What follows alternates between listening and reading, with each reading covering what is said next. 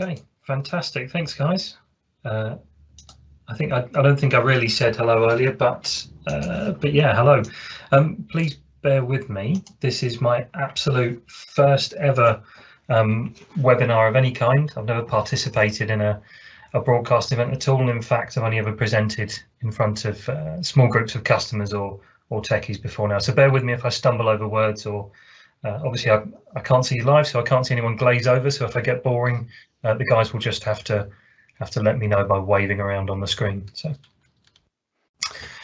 just a bit of an agenda there. So Azure Identity Part 1, first section of the presentation, we're going to talk about what is an identity. We're going to talk about how we sync with AD. We're going to go through a little bit of passwordless authentication, and then into some B2B and B2C scenarios. Just talk about what the Azure AD can do in those scenarios. Have a bit of a break and refuel for about 10 minutes, and then we'll try and answer any big questions that came out of Part 1, and then we'll jump into Part 2.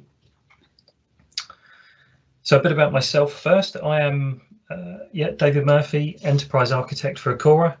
I've been at Acora for around 13 years, coming up 14, so they like to call me an Acoran man and boy.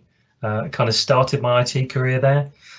So I went through support, through engineering, through design when the design team was created, and now I'm Enterprise Architect, which means effectively I run the pre-sales team responsible for all infrastructure technical delivery, or infrastructure technical pre-sales, and then secondary responsibility. I also have a part to play in the virtual CTO office there. So a little bit about my technical background on the screen there. I won't read it out.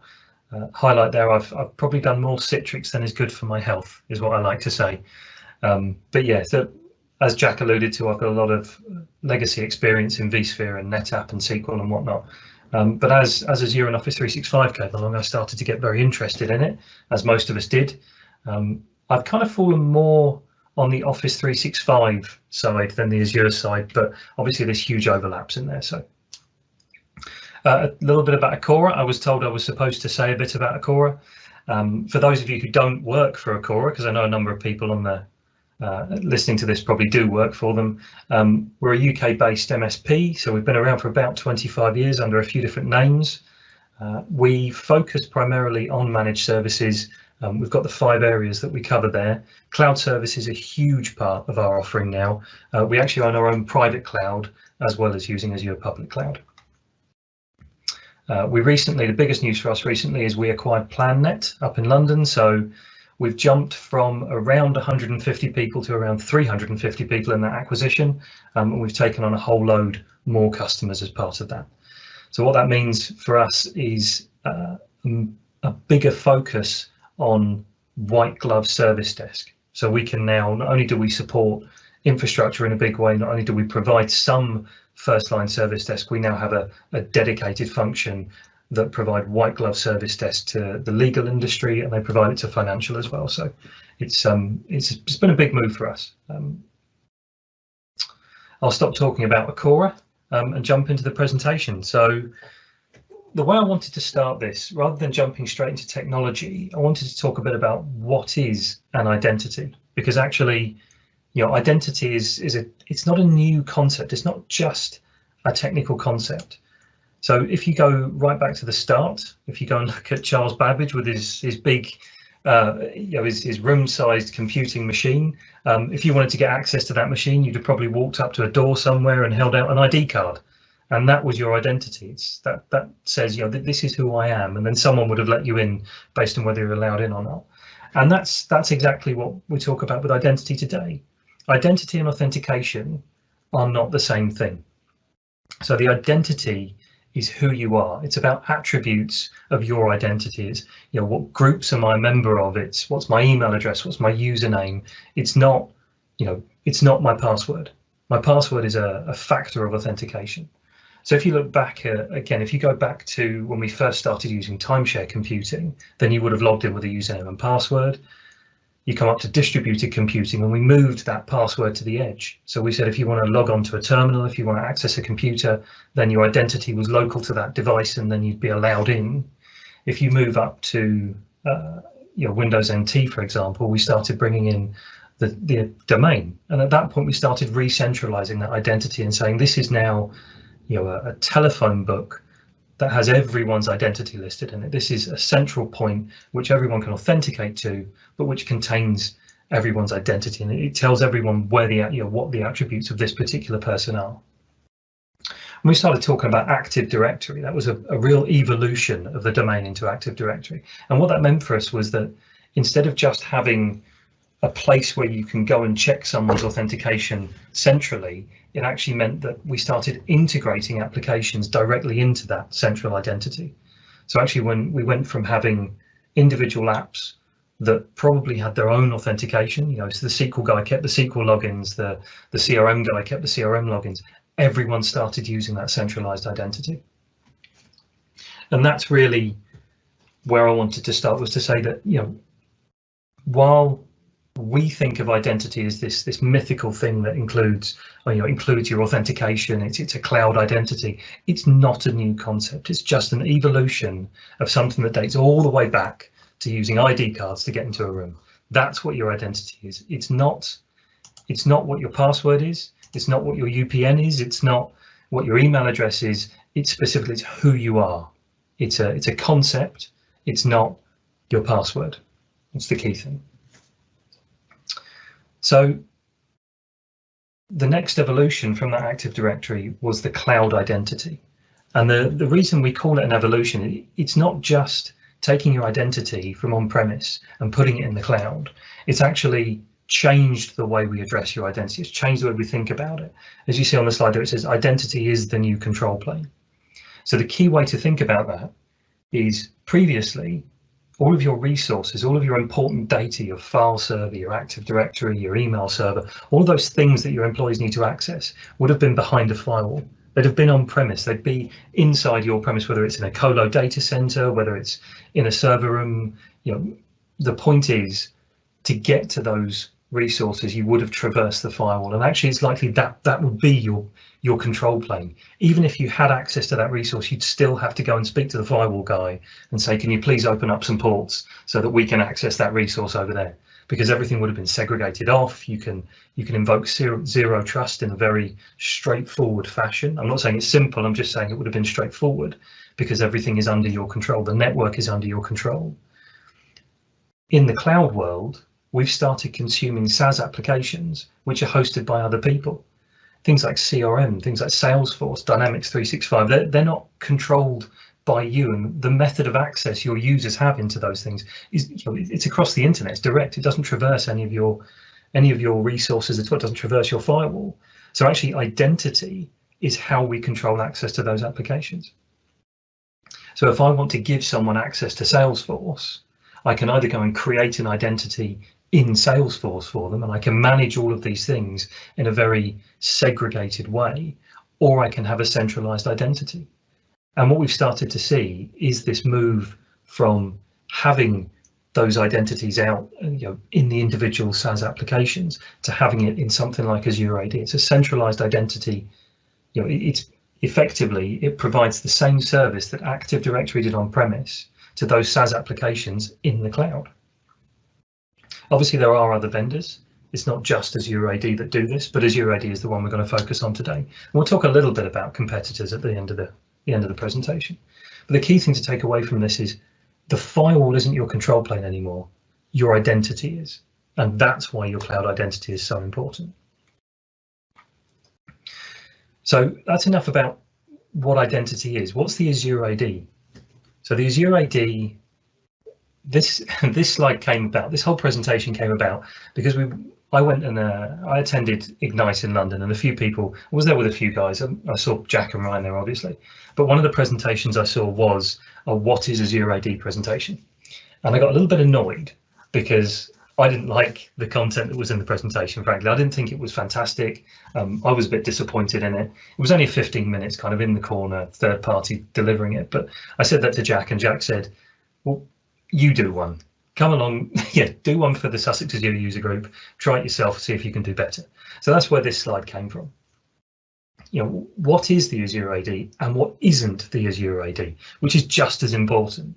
So what is it? It's a truly cloud-based identity solution. It's in the cloud. We all know that you can synchronize your Active Directory with it, but it's a synchronization, and we'll talk more on that in a moment. The point is, the Azure AD is entirely cloud-based. It lives in the cloud. It's designed for the cloud.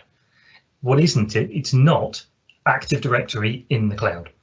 Now, they would have based the technology that they use to drive Azure AD on Active Directory originally, but it's not actually a true Active Directory. It's not the same X500 database that developers use to code. It's not, it's not a schema that you can control. It's not your Active Directory. It's one big multi-tenanted platform. If you look under the hood of most people's UPNs, there's a .onmicrosoft.com address suffixed on the end of that default username. It's not your solo Active Directory. It's not my identity platform. It's one huge multi-tenanted platform, and that's the reason you can't have forest trusts. You can't integrate it with your on-premise directly. You can't join domain controllers to it. It's one platform. It's not your platform. It's a platform you consume. It's a highly resilient SaaS solution. That means again, it's not a set of servers that are dedicated to you. It's one enormous Azure Active Directory. It's global. It's massively resilient. There's no failover.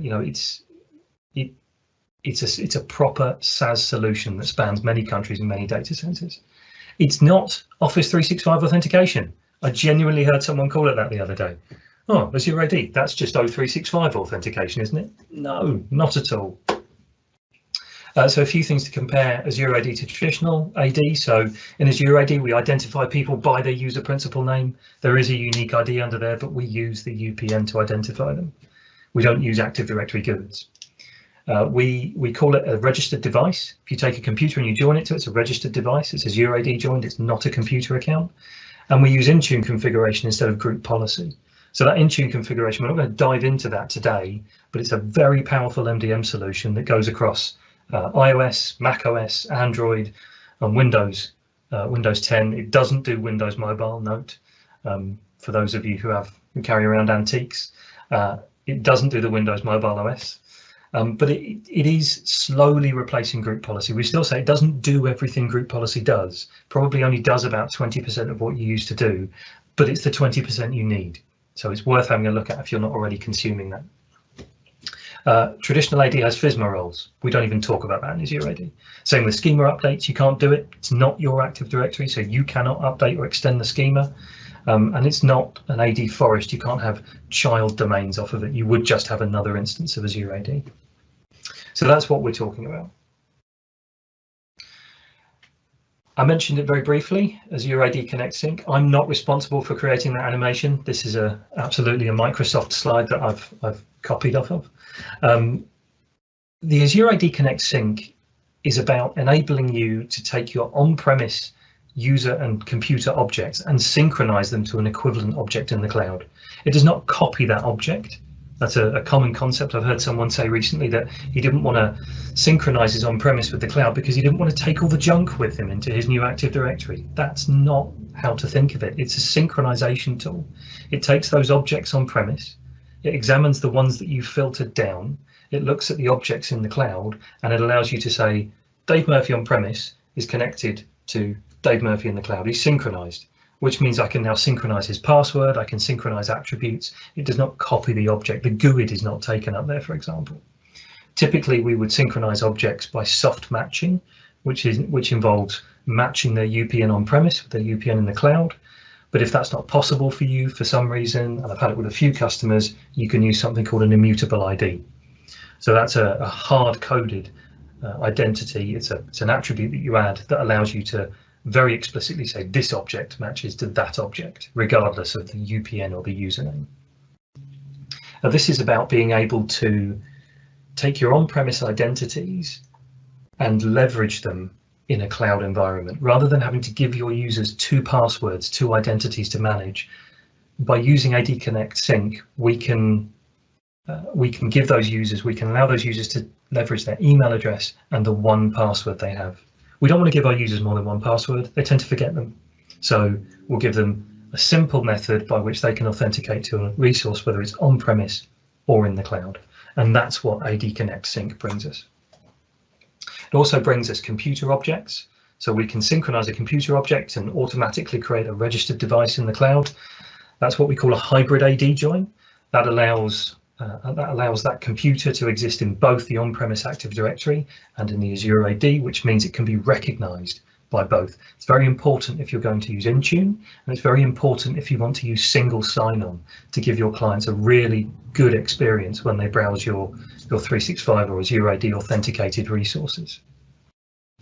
Because the computer is recognized, Azure AD can take those credentials and it can say, yes, it's David Murphy on David Murphy's PC. I know that PC. I know it's healthy because I've got Intune configuration, compliance policies that tell me that that device is completely healthy and is, it stands up to my security posture. So I'll allow him access to these resources.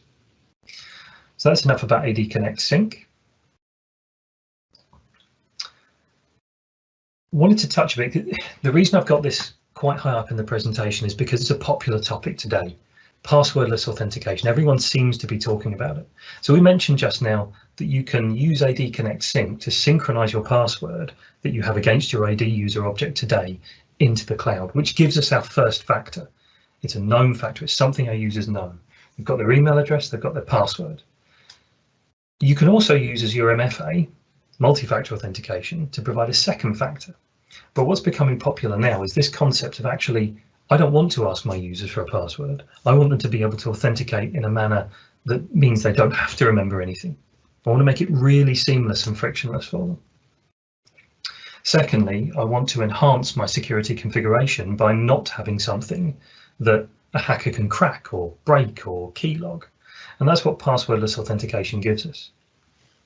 So in a traditional world, and yes, 10 points if you can name the film that screenshot up there comes from, up in the top right. In a traditional world, we'd use your username and password. Next, we brought along two-factor authentication, something you have, something you know. So you might have an RSA key fob with a rotating code. You might have a phone with a push notification from authentication, from the Microsoft Authenticator app. Then we decided to bring biometrics. So it's fantastic. I've cached a set of credentials locally on my laptop, and I can use biometrics to unlock that. So Windows Hello, if you're familiar with it, you set a PIN code, and then you can use that PIN code to unlock those credentials, or you can stare at your camera on the laptop, or you can swipe your fingerprint on a fingerprint scanner that's also a device that's inside the machine. The important thing is the credentials are still on the machine. With all of these methods, you're passing credentials up and down the TCP stream with whatever resource you're authenticating to. So that is still, it's not actually true passwordless authentication. Passwordless authentication. So Windows Hello for Business is the first passwordless that most people will know. Hello for Business evolves the standard Windows Hello on the laptop. So what it does, it actually uses certificate pairs instead of passwords. So Hello for Business allows us to instead of assigning a user just a password, we assign them a certificate pair. We assign every resource access to the public certificate for that certificate pair. So when a user wants to authenticate, when you authenticate Hello on the device, instead of sending the password up the stream, the device creates and generates a unique certificate for every authentication event. So that certificate will be passed up the stream. The resource, instead of receiving a password, it receives the certificate, receives the key. It decrypts the key using the public certificate, and it says, yes, I know that's Dave. Now, the key difference is that instead of this password that a hacker could break into the stream, they could do a man-in-the-middle attack, instead of something that they could screen over your shoulder on your keyboard, you've used biometrics typically to unlock that certificate, and then you've used the certificate to actually authenticate against the service. So it's unique every time. It's quite a complicated concept to grasp, if I'm honest, it's because it's so unfamiliar. But Hello for Business allows us to do that in a corporate world. So your certificate is still issued by a PKI. It's a PKI that your business owns. It's a PKI that your business maintains. Big note on the screen there. It is Windows 10 only. That's the biggest restriction, because you have to have a Windows 10 endpoint. It has to be encrypted, it has to be managed and owned by your organization, and it has to have that certificate issued to it. You can't use Apple devices.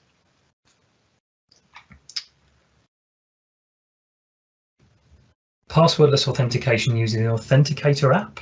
Now this is a slightly different concept again.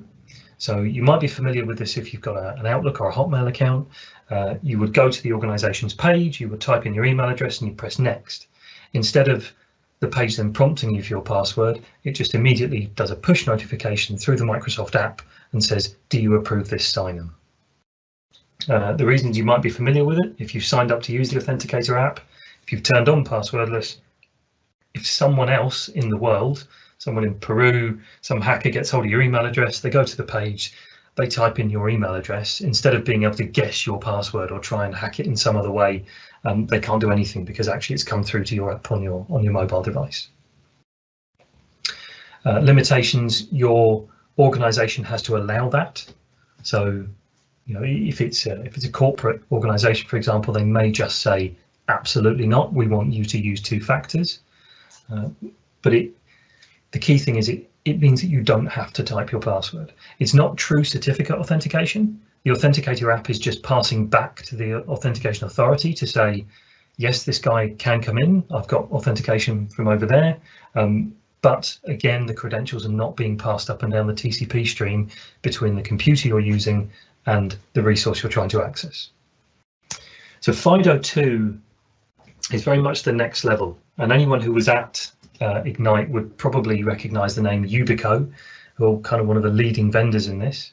FIDO2 Fast Identity Online is created by a group of the biggest identity vendors that are out there, the biggest identity authorities like Microsoft and Google, and it's completely revolutionary. So unlike traditional authentication, your organization would give you a password, they give you a set of credentials. With FIDO2, you go to them and say, this is my certificate, this is my identity, this is how you recognize me as I walk through the door.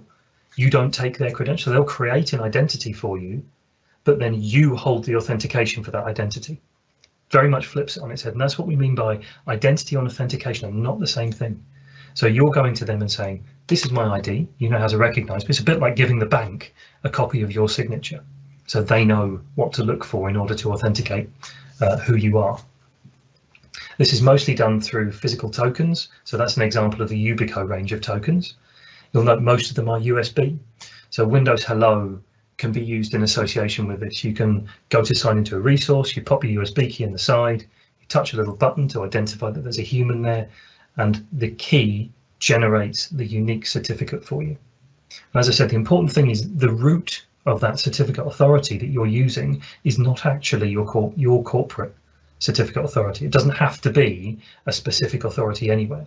And you can use this key in this service to connect to anyone who is FIDO compliant. So it very much flips it on its head. It's not about, I guess to summarize, it's not about a second factor.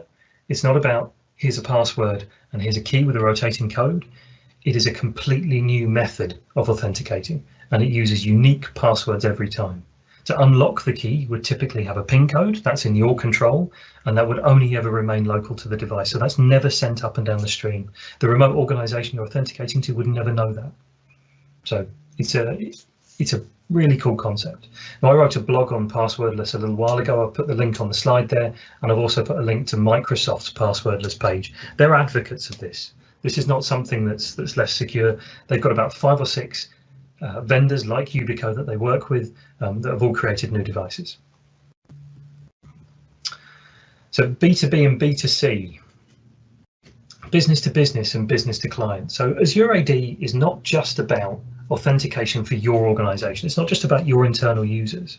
It's about how you engage with other businesses in a collaborative fashion. It's about how you engage with your consumers if you are if you're a shop selling something, or if you're an organization that is running a subscription service of some kind and you want users to be able to access your resources or to consume something that you're providing to them. Azure AD can cater for those authentication scenarios as well. So in a business to business scenario, Most of you, if you're consuming 365 today, you'll be familiar with sharing documents and sharing teams. You'll invite guest users into your tenancy. B2B is not that. It's not just sharing a SharePoint document with someone. It's about sharing applications and resources. It's about sharing more than just the odd Word document or having a chat or having a meeting with them. The key thing it does is separate the identity in your organization from the authentication. So rather than just traditionally what an IT administrator would have done, if I said I want 3 contractors to come and do some work for Acora, my internal IT guy would have created 3 logon accounts in Active Directory to give those contractors access. B2B bypasses that. It allows the resources or the external people that you need to collaborate with to access your organization, access resources like your CRM app or whatever Salesforce you want them to be able to access, using an identity that lives inside your organization, but using their own authentication. And that allows you to maintain the control over what access they have, what resources they can connect to, without having to maintain their authentication method or maintain their passwords or engage with them in any kind of authentication in that way. What you can do is still enforce specific methods. So you can still say, I want them to have to MFA. I want them to have to provide a second factor to validate who they are. Methods you can use to authenticate, so you can use personal accounts like Gmail, you can use other business accounts, but the important fact there is they don't already have to have a 365 account. They don't have to have a subscription anywhere in order to authenticate to your organization and use an identity in your, to access your resources. They can still single sign on if they're using business accounts. Now that only works if it's a business account. You can't use an outlook.com address to single sign on. A little bit of price. So if you want to be able to use multi-factor authentication, then they provide what's called a 5-to-1 ratio. So if you as an organization have 100 employees, everyone is licensed with Active Directory Premium P1, then you can have 500 people externally connect to your organization and use multi-factor authentication against your tenancy. So if you want to provide a conditional access policy that says if they're going to access Salesforce, I want them to provide a second factor, that's the consideration you need. Great advantage, because they're using an identity in your organization, they can use this. You can use the same security auditing and reporting to monitor their access, to measure the activity that the activities they're undertaking in your resources. Again, there's a link there for what is B2B. Fantastic video, highly recommend you watch it. Business to consumer, kind of the partner in crime to business. This is intended to be used by businesses as an authentication service for securing what they're providing to public, to Joe Public, for example. So if you're selling groceries, if you want to do online shopping, you build your website in Azure, and you would say, you just point at the Azure AD authentication or the Azure AD identity service, and it will provide a very neat set of resources that you can brand and customize to put a logon page, very similar to the one that's up there in the top right. That logon page it's fairly set in the content of sign in with, you can sign in with your account, you can create an account using one of these existing identities like a live ID if you have one, for example, or a Facebook. But the technology behind is what you're consuming from Azure AD. The branding in front is what you want to provide on your website, so you can make it look like part of the experience. You can provide this on a mobile app, you can provide it on a website, you can provide it wherever you need to in order to do service with your consumers. Primarily, it can use a bunch of different authentication protocols. It uses OpenID Connect, which obviously allows SAML and OAuth 1 and 2, all the usual suspects. And the pricing is based on monthly active users and MFA events. One of the key things that you pay a little bit more for MFA events, but actually you can do what's called layered authentication. So you can have them come into your website just using a username and password, so they can browse around and view the basket and do what they want to do, and then challenge for an MFA when they want to buy something. So you can scale how much you're spending on your users logging in. The important thing is the identities are not managed in the application directory, or sorry, they are managed in the application directory. They're not in your Azure AD. So if you're a consumer of Azure AD, if you've built your business up there, you don't want your consumers' identities to be within that Azure AD. So they're not managed in there at all. They're maintained in an application directory that is specific to that app. Again, put a little link there. It's quite complex to wrap your head around initially if you're not used to development, but actually it's a lot easier than trying to build something yourself. There's some fantastic guides out there on how to integrate with it. So I've talked enough, I think. That's about 30 minutes done. We'll start again. We kind of said in about 10 minutes we'll start again. Have we got that right, guys? Finished at the right time? Yeah, about 10 minutes. Fantastic. Enough time to get another beer. What we've said is if you've come up with questions, if you haven't asked them already, please ask them. Ask them over the break if you like, drop them in the Q&A. And when we come back, we'll see if there's anything that we want to answer live. Otherwise, the boys have probably already answered it in Q&A. So thank you very much for listening to part 1. I hope it was enjoyable. Thanks, Dave. See you in 10, everyone. Hi, everyone. Welcome back. Hope you're still with us and you've managed to have a quick break. Before we head back in, we've got a couple of questions that came in. Anonymous viewer said, slightly different but somewhat related. What's the best way to get login times from Azure AD Office 365? I've heard and seen some conflicting views on this. This would be very useful in reviewing stale accounts. So on-prem, we would grab the last logon date, but to have something like last login or last activity in Azure AD or Office 365 would be helpful. Jack, do you want to start on this one? Yeah, that's a really good question, and something that I've actually been doing a lot of investigating too, but more from a break glass account perspective, which is another Azure AD best practice. But trying to find out when that account's been logged into or used is quite a difficult thing to work out if you've never tackled it in the past. So the best way to tackle this is you need an Active Directory Premium P1 license on your tenant, and then that will allow you to export the logs from your Azure Active Directory into Log Analytics.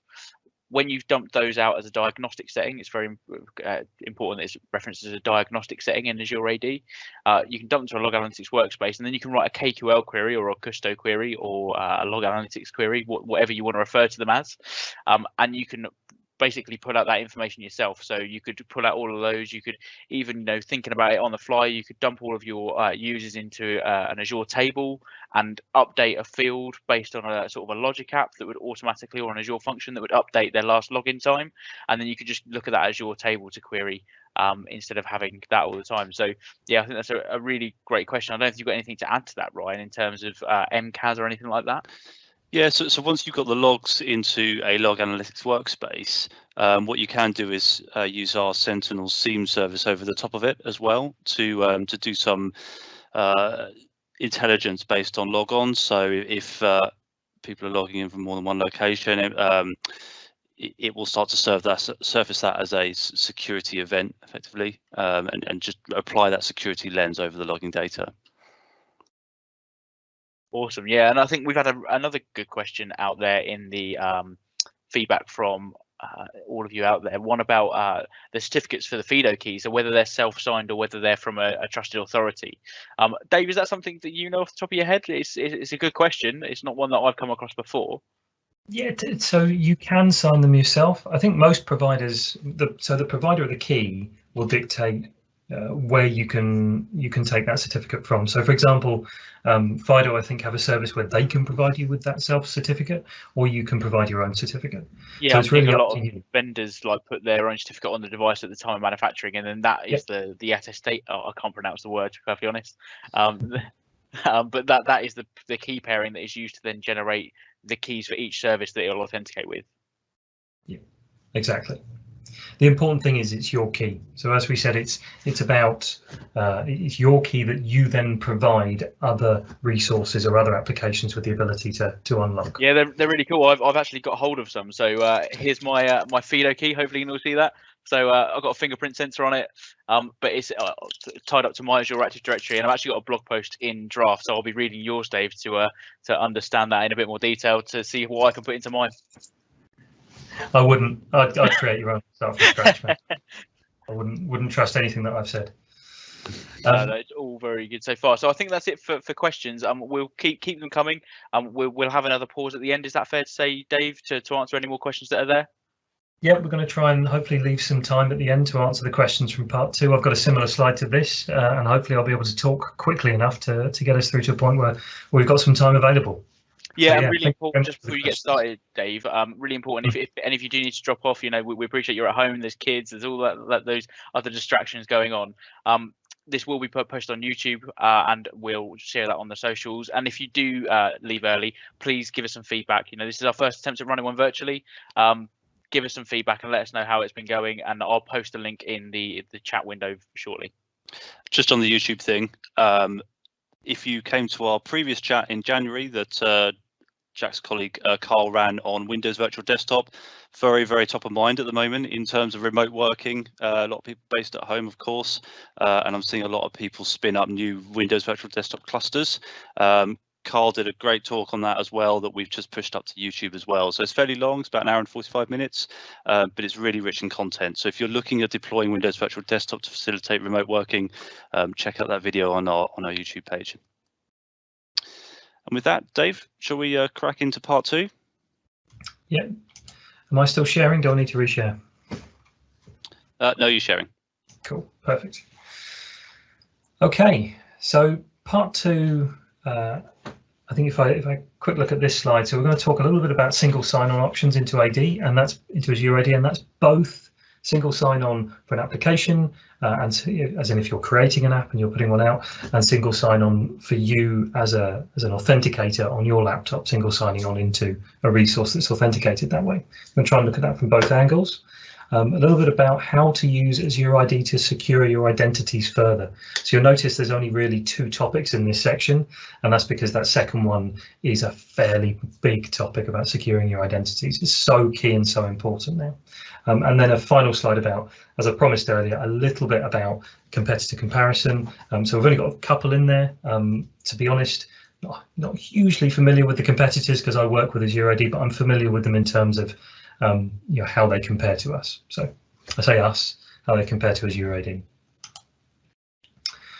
So Azure AD single sign-on options. As we said earlier, it's really important to make the sign-on experience, as with any security, to make it as frictionless as possible. And what we mean by that is you don't want your users to have to enter their password all the time. You don't want them to have to enter different passwords. You don't want them to. You want to make security simple for users. And one of the biggest challenges I've seen with users is I have to put my password in twice in order to get to this resource, or I've already signed in the morning. Why do I have to sign into all 5 different applications separately? So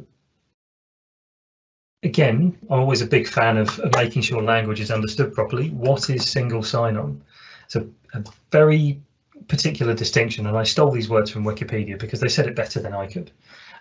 It's not, a directory server authentication refers to a system requiring authentication for each application, but using the same credentials from a directory server.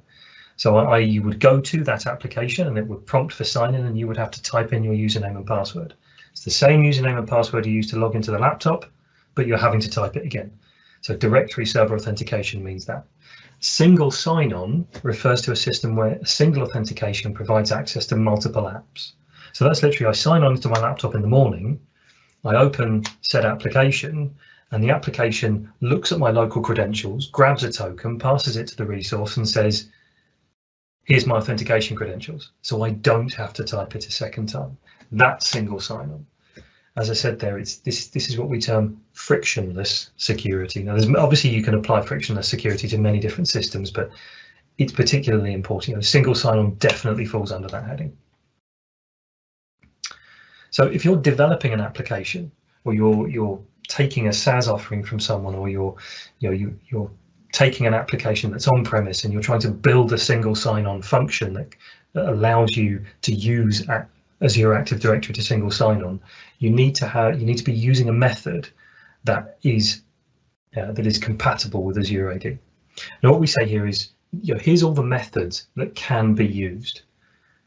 I'm not going to run through them in detail because there's quite a lot of information on that slide. The most important thing to say is if you're creating an application, or if you're going to single sign-on into a SaaS app, OpenID Connect and OAuth are the preferred methods. Those allow you to have access to most of the Azure AD feature set. They allow you to have the best integration with Azure AD, and they allow you to they allow the best integration with the security auditing and logging. As I said, I'm not a developer. I've never tried to do this myself, but I will always look for the option that is the most compatible and provides the simplest configuration. So you can see up there on OpenID Connect, this protocol simplifies application configuration and has easy to use SDKs and enables your application to use the MS Graph. Very important. Again, I put a link at the bottom of the slide there for what is single sign-on. That will take you off to the docs.microsoft, which has all the resources you need in order to be able to integrate properly. The second part of single sign-on, as I said, is about as a user, how am I going to single sign-on? What do I need on client side in order to be able to connect? So I've chosen to use the example of Office 365 because chances are if you've got Azure AD, you've more than likely got Office 365. It's the most common one. And as we said at the very start of the presentation, or not the very start, in part one, we talked about using AD Connect. So Office 365, if you've got a hybrid identity, you're going to be using AD Connect to synchronize those identities up into the Azure AD. You're probably going to be using it to provide a hybrid AD join on your computer, and then you're going to be using a SAML method to authenticate against the on-premise Active Directory server. So essentially, when your user account, you're logged in locally onto your laptop, you go to access a resource that's authenticated by the Azure AD. When you sign in from that domain joined machine, the Azure Active Directory can see the detail of your machine, it can see the detail of your user account, and it can make a query direct to the Active Directory if it needs to. So it depends, obviously, depending which authentication method you've chosen. You might have chosen to password hash sync into Azure Active Directory. You might have chosen to use a pass-through authentication where you have an agent on your local Active Directory. But the important thing is the authentication actually takes place between your user account on your computer and the Azure Active Directory.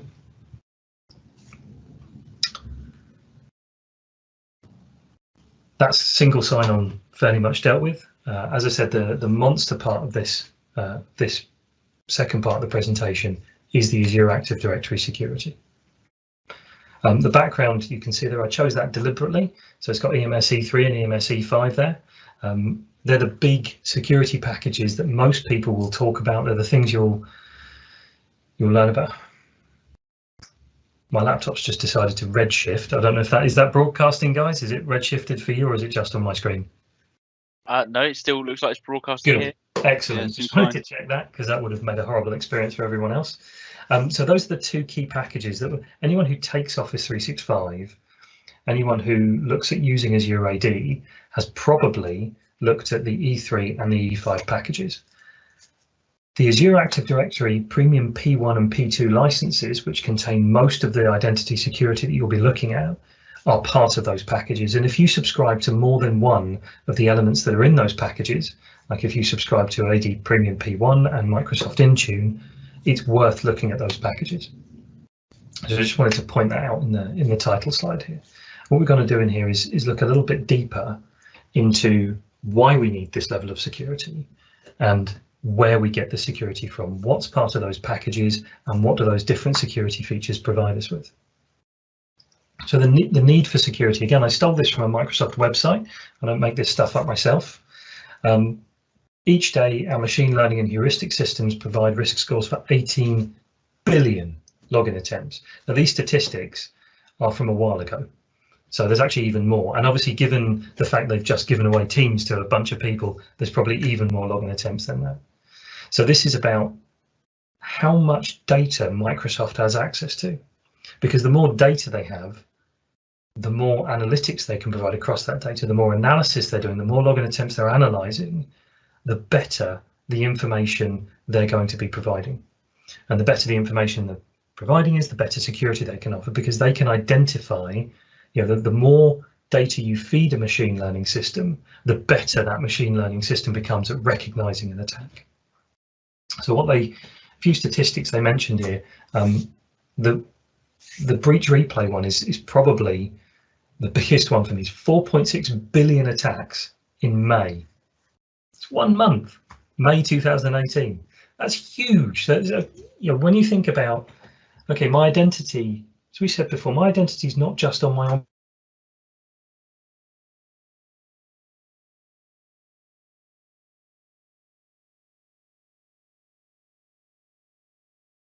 Oh, I think we might have lost Dave there for a second.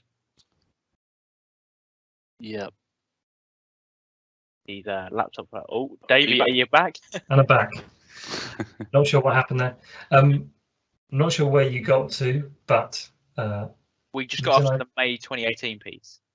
Yeah, so again, remember, think back to the part one. So there's your identity is not just on premise now, it's in a cloud service, and that cloud service might be under attack and you wouldn't know it. It's not behind your firewall.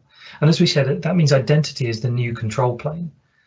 So if identity is the new control plane, you need to protect it the way you used to protect your firewall. You need to be certain that that identity is safe.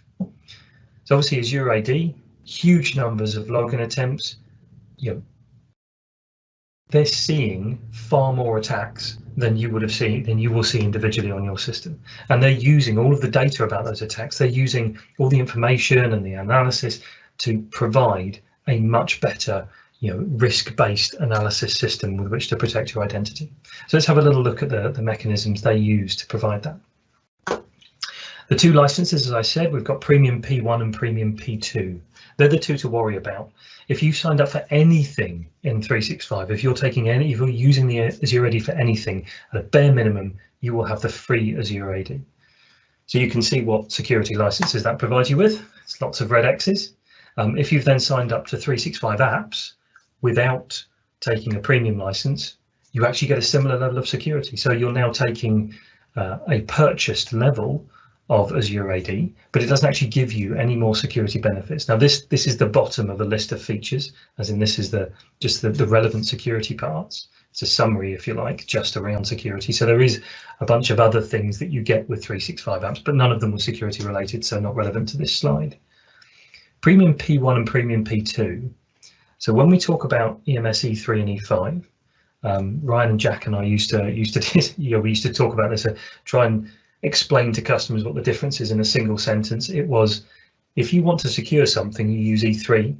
If you want to automate the security of something, you go and use E5. So for example, with E3, with Premium P1, you would use conditional access. Now those conditional access policies will be fixed policies that you go and create. So you say, if someone's accessing my Exchange Online resource and they're on a laptop that is not one of my corporate devices, and therefore I cannot assess the health posture of that laptop, I want to make sure it's them because it's an unknown device. It could be someone who's just screamed their password over their shoulder on a train and is now on their own laptop just across the aisle trying to access their account. So if they're trying to access a resource in that way, I'm going to ask for a second factor of authentication. With Premium P2, you would have risk-based conditional access. Now with risk-based comes machine learning. Now what happens is not only are your conditional access policies applied, but Microsoft's own analysis of that login as to whether it's risky or not, whether it's impossible travel, what the behavior of that particular user. Does that user go to this city? Is one login in London and another login's in Peru, impossible travel, for example? It's analysing and looking at the method of login, the behaviour around that login, and deciding whether or not it's risky. Regardless of your own policies still apply, but it will decide whether that login's risky. And if it is risky, if it's identified as a high risk or a medium risk login, then you can specify what action it will take. And that action can be as simple as, I don't care if he's on a registered device, I want a second factor because that login looks risky, all the way down to disable the user's account. Demand that he logs out of every device and he has to re-log into every device. So that's the difference between P1 and P2. It's automation. So these are the particular items we're going to look at in a little more depth. We've talked a bit about conditional access just then, and then we'll talk about identity protection.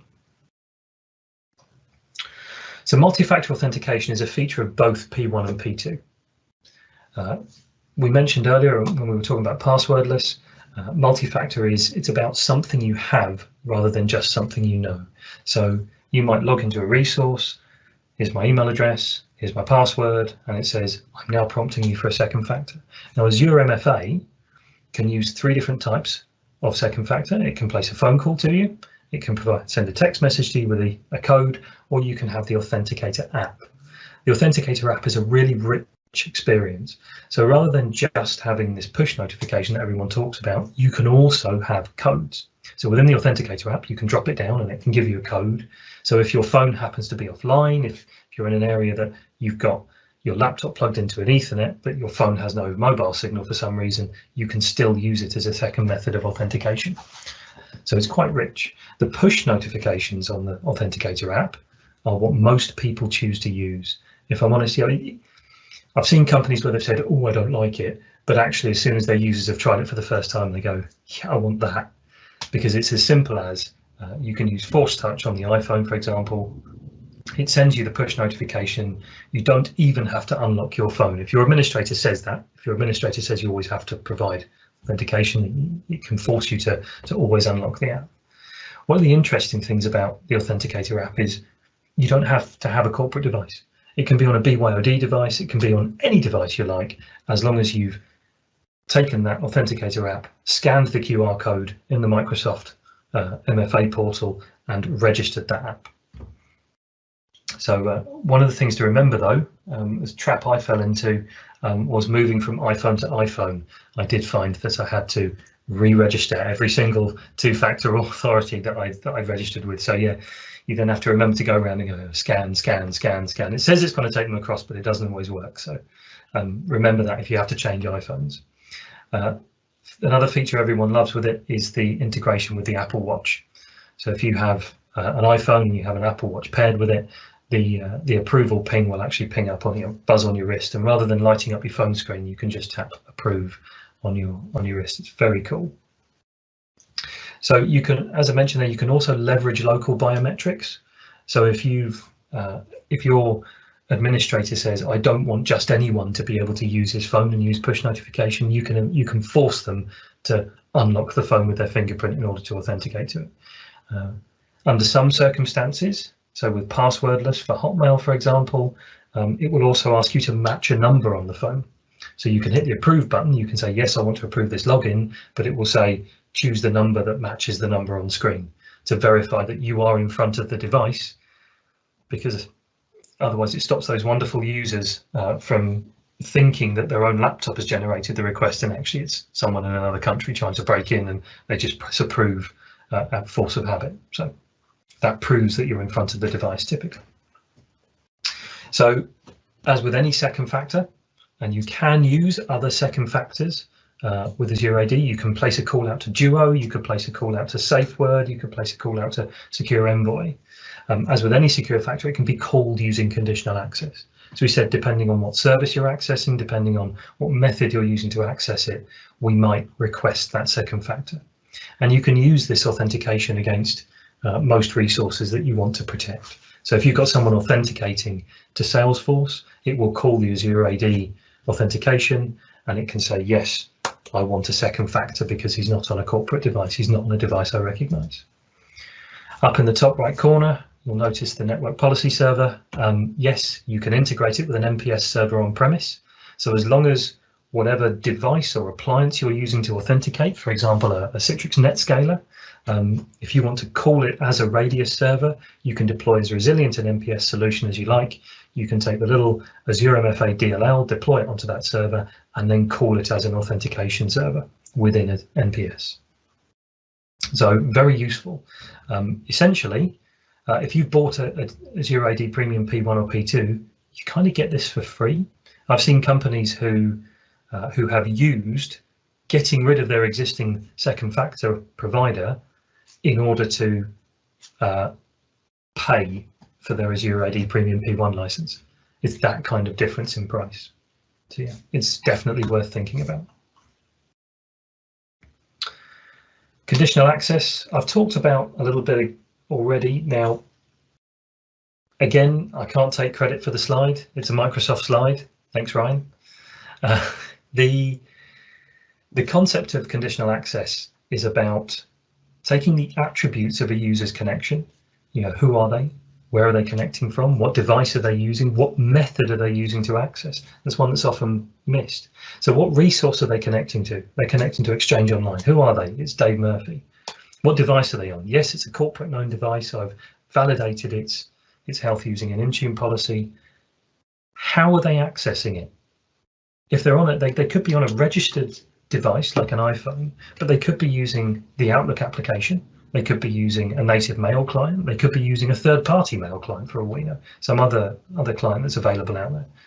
But we want to be able to dictate that they're only allowed to use Outlook, because I'm worried about exfiltration through a third-party mail provider or a native mail client. They can receive a message on one account and send it on another. So I want to say, only if you're using Outlook will I allow you in. So it's about looking at the conditions and attributes of the connection. It's then about matching it against a policy. So depending on what policy I have against that resource, or what policy I have against that specific group of users or group of devices, I can dictate what authentication methods are required. Going around that top portion of the circle, we've got the machine learning engine. So as I said, if you've got Premium P2, it's using the terabytes of data and information garnered from the entire identity platform, all of the, looking at how to identify and how to recognize a risky sign-in, and then applying that intelligence to your sign-in or your user's sign-in. And then it's saying, based on the output of both of those items, your policies and the risk associated with that session, I'm going to say, I'm going to allow access, or I'm going to require MFA. And as we said there, you've got limit access, so I will provide you access to that resource, but because you're not on a corporate device, I'm not going to allow you to download anything, for example, or save data from this session. But actually, I could deny access, I could require a second factor, or I could go as far as saying, well, this is a massively risky sign-in, I don't recognize who you are, so I'm going to disable the user's login and reset the password, and then log them out of every device they're on. Be quite a painful way of doing it, but you can do it. It's worth noting that that's one of those features that you can apply with conditional access. But as an individual user, you as an administrator can provide your users with the ability to enact that themselves. So they can log into their portal, and they can trigger, if they know they've lost a device, if they know something's been compromised, they can trigger a log out of all their devices as well. So it's worth training your users on how to think about these things. Previously, they'd have just immediately called the administrator, and they can still do that. But actually, if it's 2 o'clock in the morning, they've just got home from a night out somewhere, and they've realised they've lost their phone, you can give them the ability to do that themselves. So identity security isn't just something that you as an administrator do, it's something that you should be teaching your users about as well, because their identity, as we said, it's not just something they use in the office now, it's something that's out there and they're using it on multiple devices, potentially their own devices. Identity protection, apologies in advance, I don't have a pretty slide for this. Identity protection is a relatively, it's not a new concept, but Microsoft have taken a bunch of tools that they already have and they've applied it, they've gathered it together and they've called it identity protection. So Microsoft have been doing this a lot recently. And if you've seen Microsoft Threat Protection, which takes all of the different advanced threat protection tools and brings them under one umbrella, and now they've called it Microsoft Threat Protection. Identity protection is about automating the detection and remediation of identity-based risks. So what they do now is they provide a portal. So if you see a risky sign-in, and if you use Office 365, you might get those alerts from your administrator, those emails that pop in and say, oh, so-and-so is, there's mass volume, unusual level of file deletion is the alert that I get most often from people who've gone to clear out their downloads. In a similar way, you can receive alerts based on risky sign-ins. So I can receive an email saying, oh, my CSO, he said there's a risky sign-in that's happened here. I've enforced a reset of all his accounts, but you might want to go and look at that sign-in and understand what happened, and did they have his password, and then go and ask him, Are you in Peru at the moment? Did you try and log in with your password? No. Okay, well, someone's got your password, so we're going to reset it, and we're going to log you out of everywhere. So you can then take that risk detection data. So you might not block out every risky sign-in. You might see sign-ins that were unsuccessful. The important thing is you can take that data and you can export it to third-party utilities. So you can analyze it in the portal. You can push it out to a SIM solution if you've got one, or you can analyze it. I'm pretty sure, and Ryan, correct me if I'm wrong, I think you can do it within Sentinel. You can output it into Sentinel to analyze it. I'm not sure. Yeah, we can take logs from anything and dump them into Sentinel and run an automated workbook against them. Yeah, I mean, anything that logs, Sentinel doesn't really, or Log Analytics doesn't know what it is. As long as it's in the right format, it can run its security analysis over the top. Yeah, that's what I thought. So the most important thing it does, though, as we said, is all of those signals are fed into the conditional access engine in order to make those decisions. So we're talking about the risky sign-ins. All of this data about risky sign-ins, all of the data about your specific sign-ins are fed back into that conditional access engine. And just to highlight there again about, Microsoft, one of the reasons they're so good at this is because they see so many of these interactions.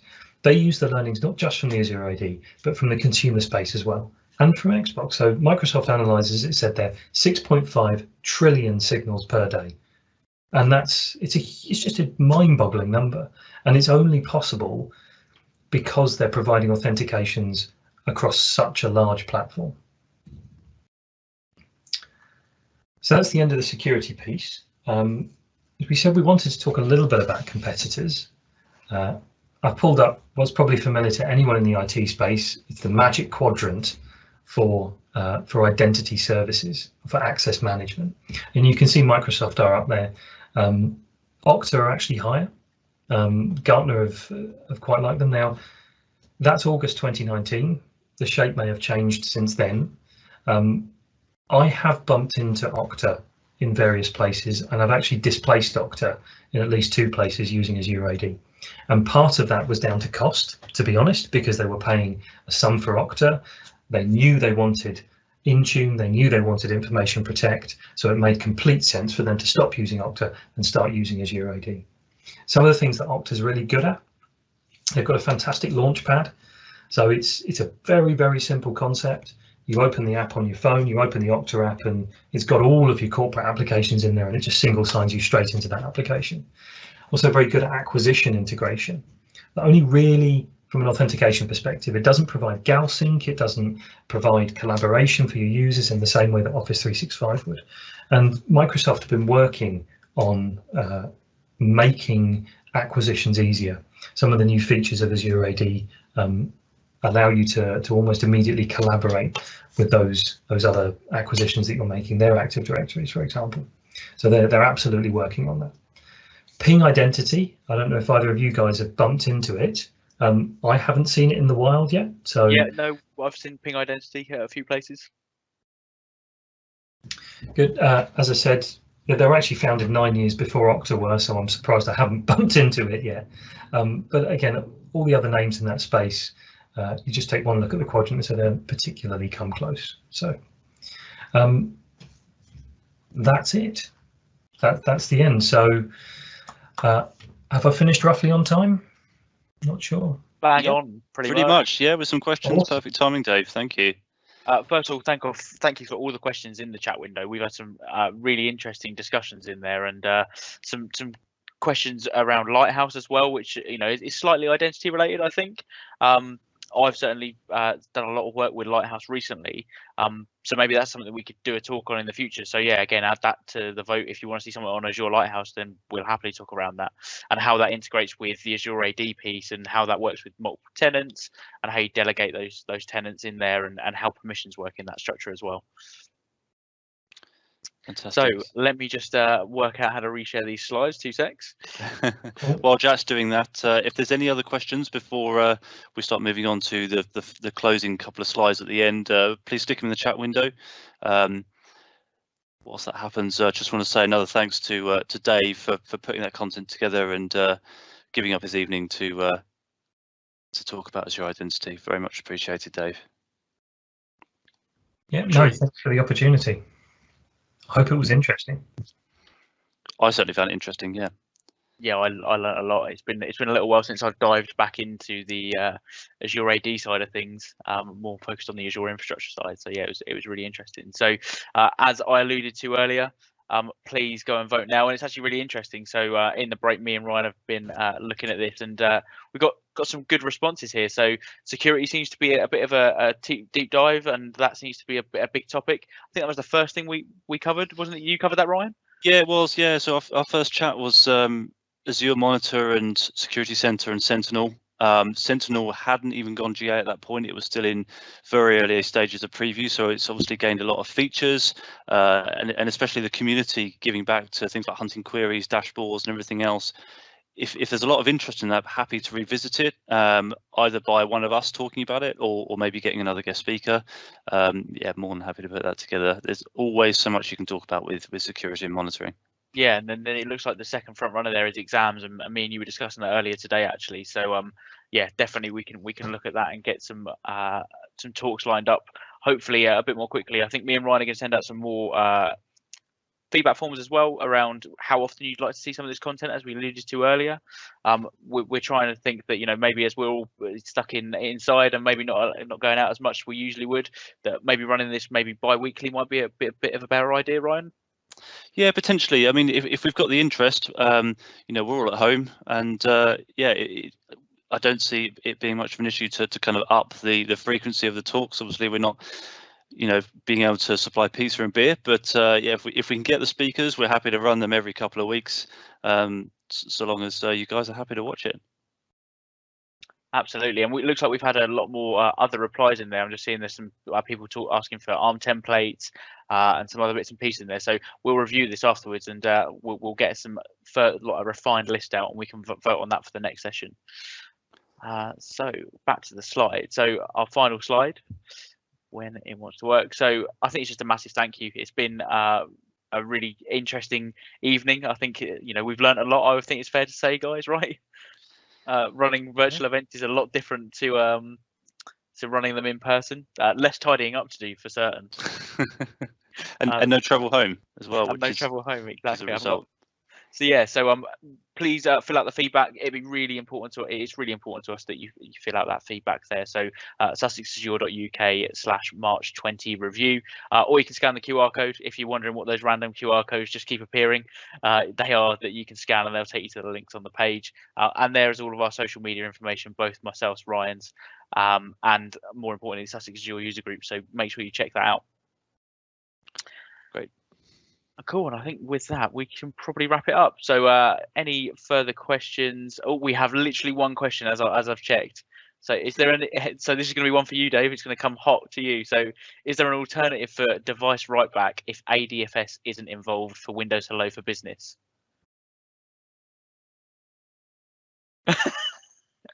That's a great question. Oh, you're on mute, Dave. So device write back, we're talking about, yeah, I need to go and check up on that. Yep. Yeah, that's a great question. So if you want to know more on that, then drop us a DM or drop us your details in the window, and we can get back to you on that one. Okay, well, I think that's it. Thank you, everyone, and have a good evening. We'll see you again soon. Perfect. See you later, guys.